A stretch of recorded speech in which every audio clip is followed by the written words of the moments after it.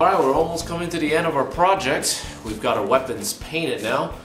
This is the way I painted it. Remember, you can paint it any way that you want. You can paint it hot pink with purple if you want.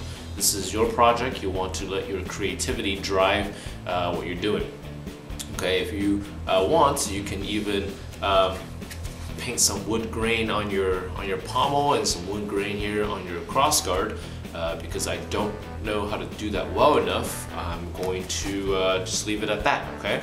And what we're going to do now, the next step, is we're going to go ahead and put 2 coats of this clear Plastidip to seal all of your colors in, alright? Again, this clear Plastidip can be purchased on the Ace Hardware website. I have not seen it anywhere else, but I'm sure they're out there somewhere. But this is basically just like Plastidip, but it's clear. What this will do is it will seal in all of your paint, everything else, make it strong and durable finish. All you need is about 2 layers of this. So again, we're gonna use it, paint this on with this brush here. Pretty self-explanatory, so let's go ahead and get started on doing that, all right? Okay, so this part again is very self-explanatory. You basically just take your clear Plastidip and you just start coating your weapon like so, just like with the black one, except this time it's clear, and it will lock in all of your hard work coloring the weapon. So you want 2 layers of this. Just remember how fast Plastidip dries. So by the time you finish painting through the crossguard and the pommel, chances are the first coat is dried and ready for a second one.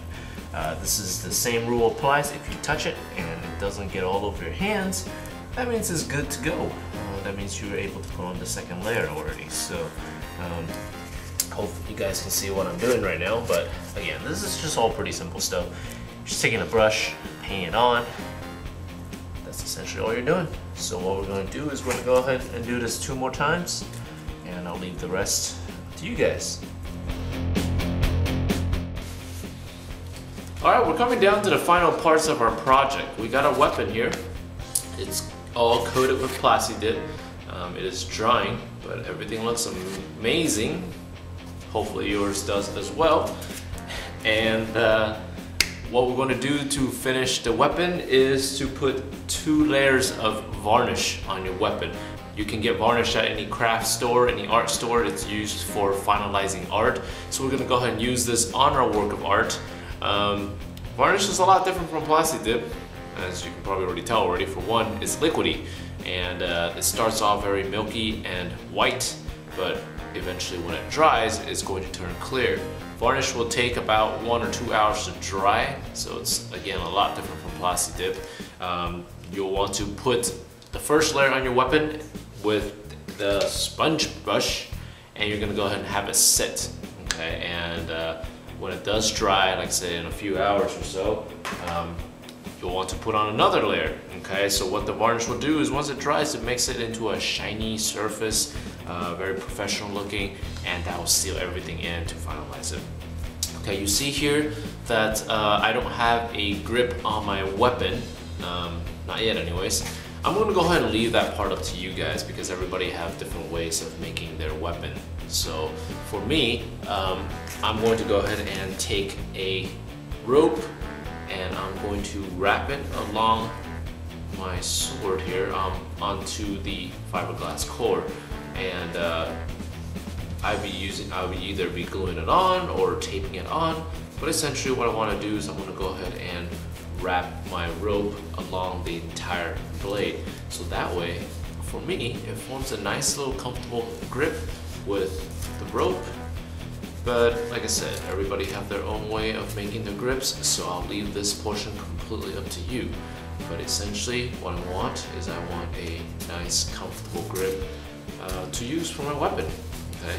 So it'll be something like this. And traditionally, the pictures of the Gladius that I've seen, they all have a ivory grip.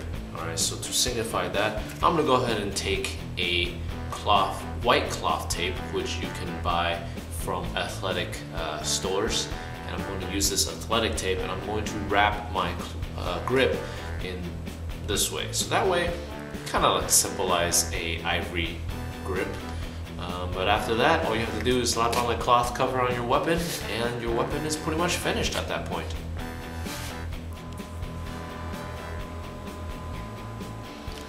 Okay, well, the weapon is now considered finished. I've put on my layers of varnish, and I added a cloth cover to the weapon. I added a grip to the weapon, so now that's your Gladius. Well, I hope you enjoyed this tutorial. Just keep in mind that all the techniques that you learned on this tutorial, you can actually apply to many different things. And I'm going to go ahead and show you a few of the projects that I've used this method on. Starting with the shield here. The shield is basically just thin layers of foam stacked on top of each other, but what you want to take a look at is the details that you can get.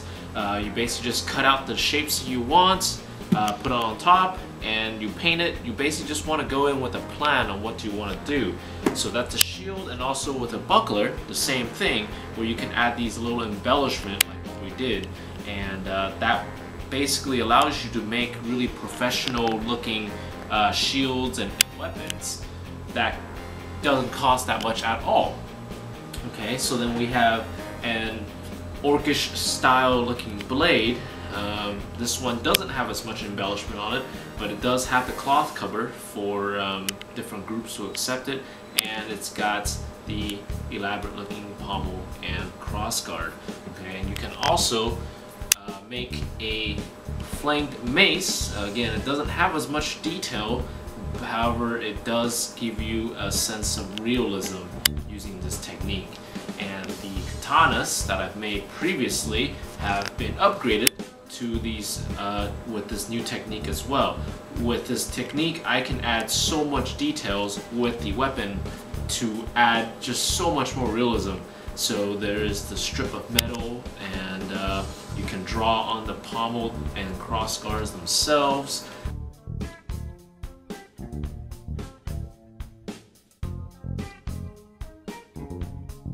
So basically these are the different weapons that you can make, and again, these weapons are all professionally looking, and they don't even cost that much to make. Okay, so definitely use this technique on your next build, and go crazy, go wild, and share your adventures.